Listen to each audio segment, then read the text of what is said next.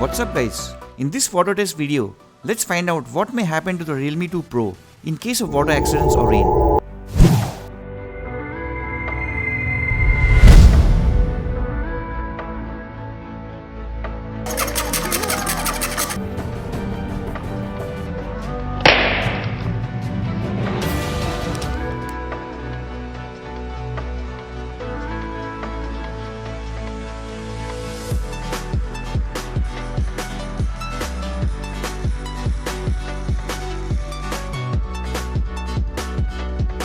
Starting with the water test, let's first check out the layer of oleophobic coating on this glass protection.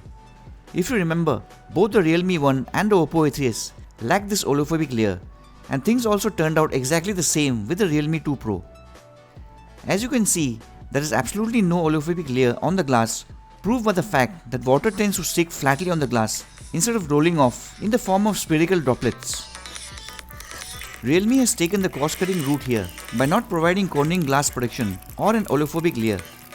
Instead, they are hiding these shortcomings by installing a pre-applied screen protector. The lack of an oleophobic coating also tends to attract more fingerprint smudges. If the Realme 2 Pro is able to pass the light splashing round, then we'll move on to heavy drenching. The most common reaction to water in these non-water resistant phones is low distorted audio via the external speakers, which can last anywhere from a few seconds to several hours.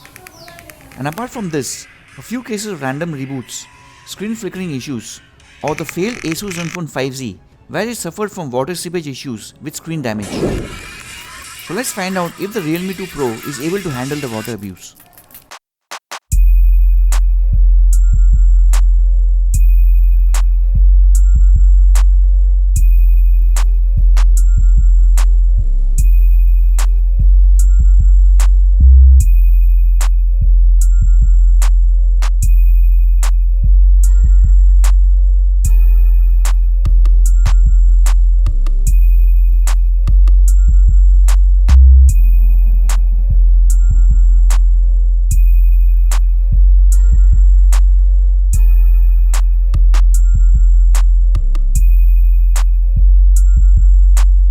Like the Realme 1, which had passed the test, the Realme 2 Pro on the other hand does not fare that well.